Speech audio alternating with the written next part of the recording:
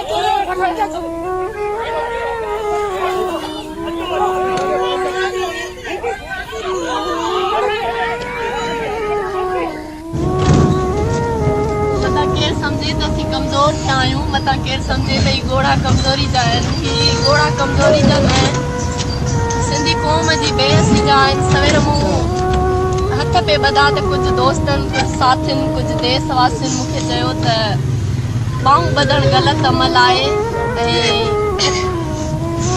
जेको पंहिंजो फर्ज़ सम्झंदो सो अची वेंदो। जेके मूं ॿाहूं ॿधियूं पिए उहो हिन वक़्त जे लाइ ॿधियूं पिए, पर शायदि असीं सिंध धरतीअ जो धीअरूं, अव्हां जो धीअरूं न आहियूं, अव्हां जो अमड़ियूं न आहियूं। जेका बि समूरी सियासी समाजी क़यादत आहे असीं उन्हनि जा न आहियूं।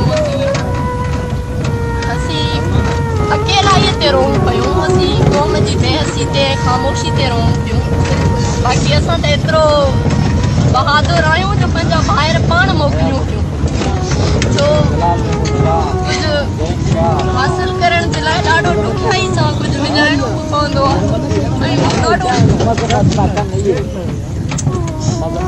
अज़ियतनाक अमल हूंदो आहे।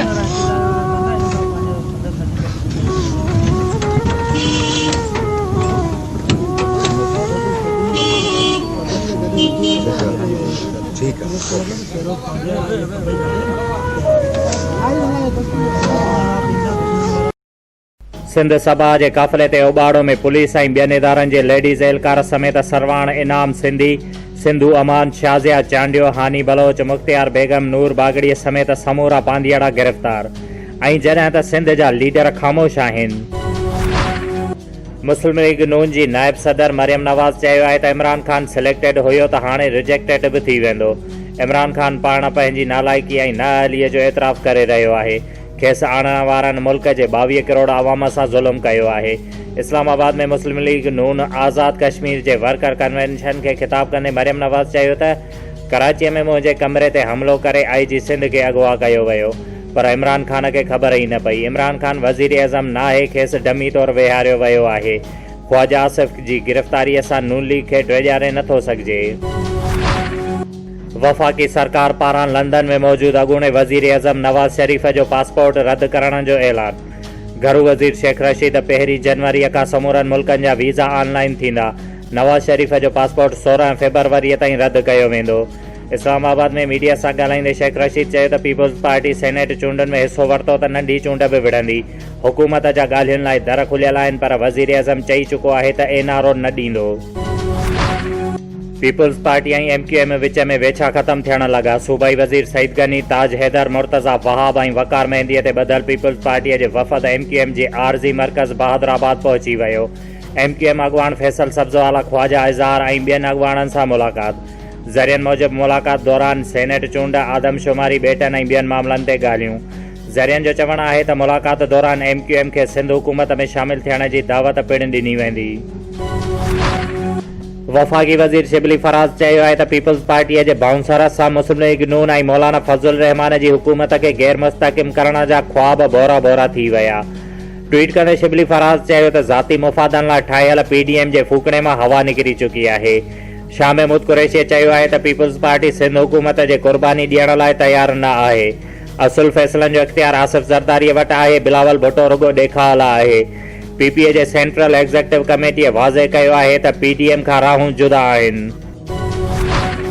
सिंध मां खंबे गुम कयल सिंध जे सियासी कारकुननि जी आज़ादीअ लाइ निकितल सिंध सभा जे आज़ाद मार्च खे पुलिस तरफ़ां उबाड़ो वटि रोकण ख़िलाफ़ नौशर फिरोज़ प्रेस क्लब अॻियां सियासी समाजी कारकुननि तरफ़ां एहतिजाजी मुज़ाहिरो कयो वियो, जंहिंमें शरीक अॻुवाणनि चयो त हिन मुल्क में आईन ऐं कानून जी बालादस्तीअ जूं ॻाल्हियूं त कयूं वञनि थियूं, पर ॿिए तरफ़ पंहिंजे प्यारनि जी आज़ादीअ लाइ निकितल काफ़िले खे रोकणु किथां जो इंसाफ़ आहे।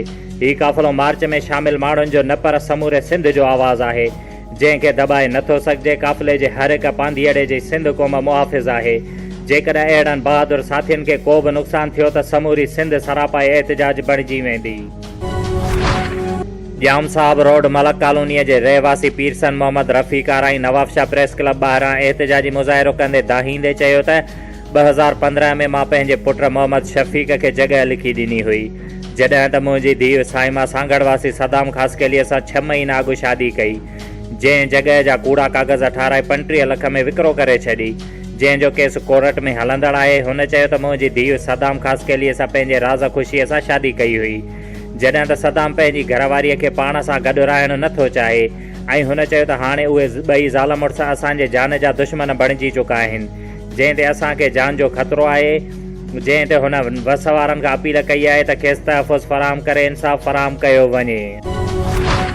गिफचाणी वेझो ॻोठ साजन गाहो में सना फाउंडेशन तरफ़ां हिकु रोज़ तिबी मेडिकल कैंप लॻाई वई, जंहिंमें कराची आगा खान जो ॿारनि जो माहिर डॉक्टर नवाज़ गाहो, चमड़ीअ जे बीमारियुनि जो डॉक्टर रिज़वान, औरतुनि ऐं ॿारनि जी लेडी डॉक्टर मारिया मेमण 500 खां वधीक मरीज़नि जो चेकअप करे मुफ़्त दवाऊं पिणु ॾिनियूं। जंहिं मौक़े ते सना फाउंडेशन जे अॻुवान डॉक्टर नवाज़ खान गाहो ऐं ॿियनि चयो त सना फाउंडेशन जो मक़सदु ॿहिराड़ीअ जे हर ग़रीब मिसकीननि जो सुठे नमूने इलाजु कयो वञे, ऐं असांजी उहा कोशिशि पिणु आहे त सना फाउंडेशन तरफ़ां इलाइक़े वासियुनि लाइ हिकु फ्री एम्बुलेंस सर्विस पिणु मुहैया कई वञे। असिस्टेंट कमिश्नर नवाबशाह शीराज़ अहमद लिगारी ग़रीब बेसहारा माण्हुनि में थधि खां बचाव लाइ गरम कपिड़ा ऐं कंबल तक़सीम करे रहियो आहे। चेयरमैन रोयत हिलाल कमेटी मुनीबुर रहमान खे हटायो वियो, जॾहिं त नओं चेयरमैन बादशाही मस्जिद मोहतमम मौलाना अब्दुल ख़बीर आज़ाद खे मुक़ररु कयो वियो। शोएब अली उमराणीअ खे ॾींदा इजाज़त। वधीक ख़बरुनि ऐं अपडेट्स लाइ ॾिसंदा रहो BR टाइम न्यूज़।